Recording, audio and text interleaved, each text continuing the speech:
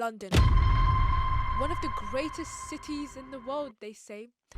9 million people. Really deep, guys. 9 million people live in this one tiny city. Food, the culture, the diversity. People fly from all over the country to go visit this magical city. Museums, iconic landmarks, world-class restaurants. London has it all apparently. But if you ask a real Londoner what they think of living here, they say the UK is just bad vibes, it's toxic. This place is probably the most bad vibes place on this whole entire planet. Living in the UK is so flippin' depressing. It makes me want to give up on life more than living in the UK, bro. The UK is so depressing. yeah.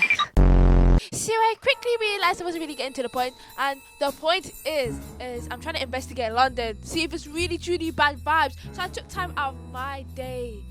I got out of my house and I went outside to the street of London, and I just basically looked at people's faces. This is me walking towards the bus stop, and that path was so magical I just had to slow down. Of course, nothing good ever lost in this bloody country, because I ended up being in this spooky ass place. I was like, what the hell is this?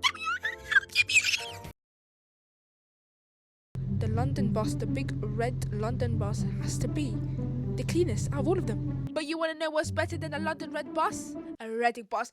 Quick tour! Take a look at this, guys. You got a phone stand, you got a charging port, 2 charging ports, you got lightning and USB, and you also got a coat hanger. Tell me what bus got a coat hanger? Will you ever use it? No, but it's there.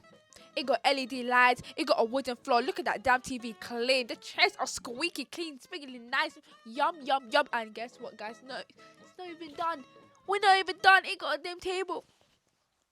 If we had that in London, it ain't surviving. This is me vibing at the back corner of the London bus. Then I look outside the window and I see all these damn luxury brands I've never been called Paul in so many different ways. The fact that I'm sitting in a red London bus and I see all these brands, can this be? Ooh, the way I was dreading this part, this staircase, this corner. Bro, might as well call it the staircase of death, bro. If you're not holding on, you're flying. You're flying. Besides the point though, I reached my destination. I hopped off the bus. I started walking towards my destination. You might even be able to guess what my destination is. Right now, I'm in one of the biggest, most famous parks. The park that hosts Winter Wonderland, Wireless, lots of different concerts, lots of different events. I'm here at Hyde Park. So I left my camping spot and I went off to explore. I was walking around. I see this cafe and it was jam-packed. It intrigued me. I walked inside and I was shocked. These prices made me walk straight back outside. For a public park, crazy. But I've been sitting here for the past 30 minutes. And everybody's here in solos or duos. I was looking around the park and the most common theme I seen was just people sunbathing. People just laying on the bare grass.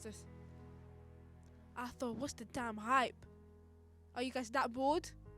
Or is there something about laying on grass? So I tried it and oh my god. I almost fell asleep. This is so painful, bro. This is my little bun. This is hitting the solid ground of the earth.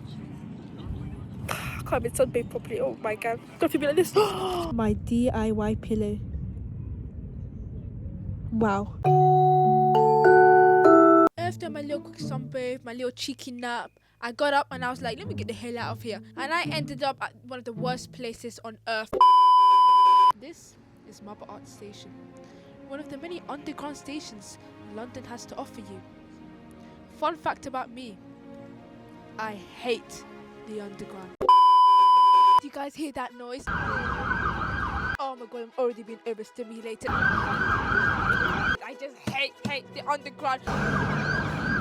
And I have no other choice. I can't drive, and you can't even drive anywhere in central London. Even if you wanted to, unless you want to spend like £100 on the cab. Oh my god. Oh my god. As soon as I went down these steps, I was this attacked by the smell of piss. I was like, oh my god, and it was scary as hell.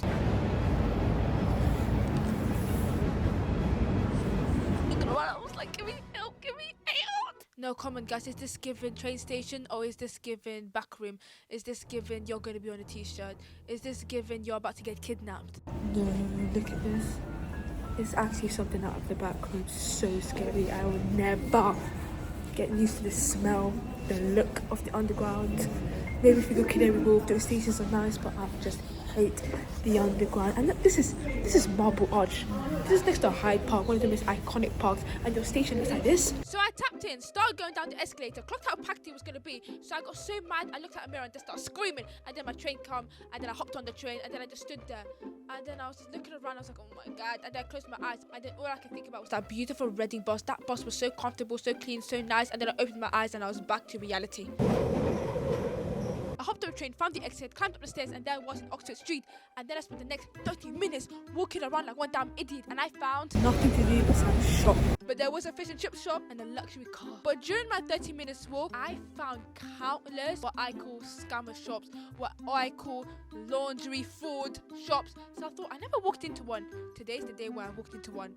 I stepped foot, and goodness gracious me, look at these prices, guys. Ladies and gentlemen, look at the prices. But that didn't cause me to walk out. It was the TFL merch. I took my bum cheek straight out that shop.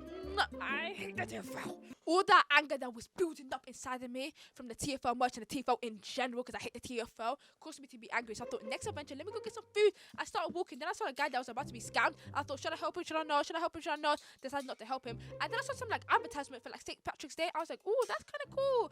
But then I see blank sheet, and I was like, oh my god, I do want some blank sheet. But if I have the blank sheet, I won't have a stomach for actual food. So I crossed the road to make sure I don't look at that blank sheet and I don't go inside there. So go get some blank sheet. Carried on walking, and then I seen this tiny shop. Oh wait, before that, I seen Stranger Things the musical. I never knew Stranger Things had a musical. Okay, now I see this tiny shop. I was like, ooh, what is this? Tiny shop, long queue outside. This must be good. This is the place. So I stood in the queue. I was like, okay, wait for my turn. Bro, that queue went so fast.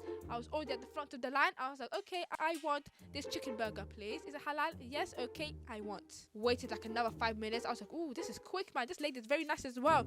Got my burger. I thought, okay, this is going to be the best burger ever. Took a bite. I was disappointed. It was an average burger. I was expecting that wow factor because, you know, tiny shop, long queue, this must be good.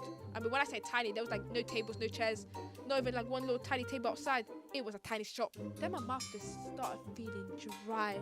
I didn't think about blank sheet. I just kept walking. I thought, oh, first shop I see where they sell a nice drink, I'm hopping in there.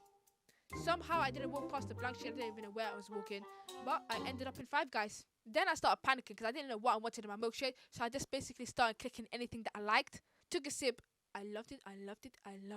There's nothing to do here. I don't know why people come to Central London. I don't know why tourists come to Oxford Street, to Piccadilly Street, to any of these streets. Tottenham Court Road. I don't know why you come here. There's nothing to do besides shop. Wait, can you not shop back at home? Most of these shops on the street is American brands. Look, I'm in Five Guys right now. Isn't Five Guys American? What am I doing here? So I started getting really hot in that coat. So I thought, let me go home and just wear something lighter. I went home. I thought, where's the next place I could go?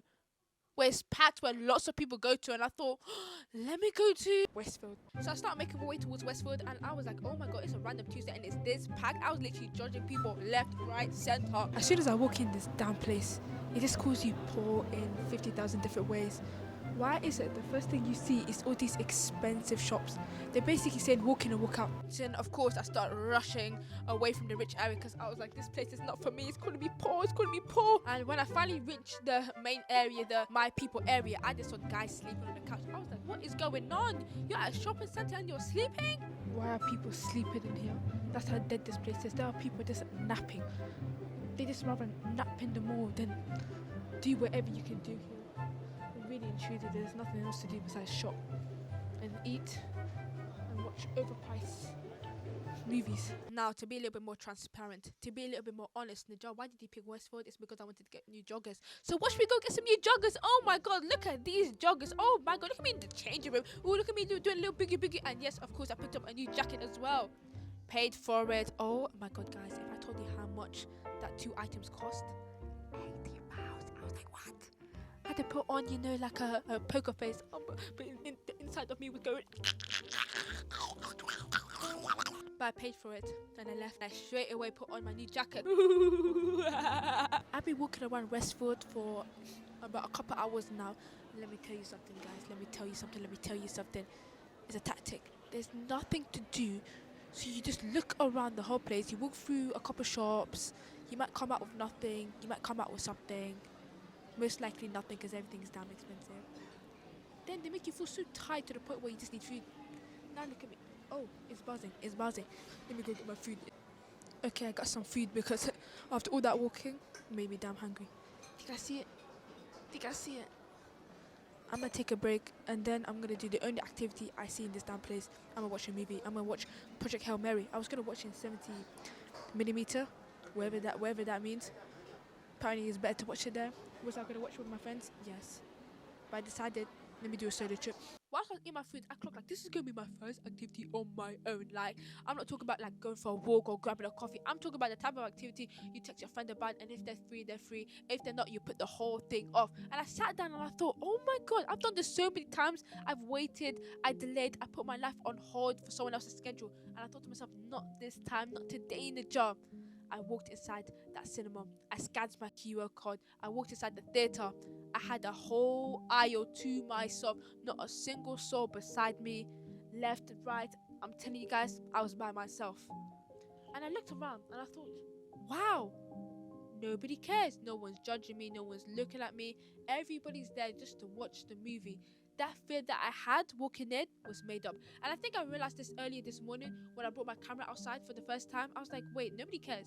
Like, maybe they'll look at me, you know, out of curiosity, like, oh, she's filming, what's she doing, what's she vlogging, what's this about? But then they'll just walk right past me and then forget about it in the next 2 minutes.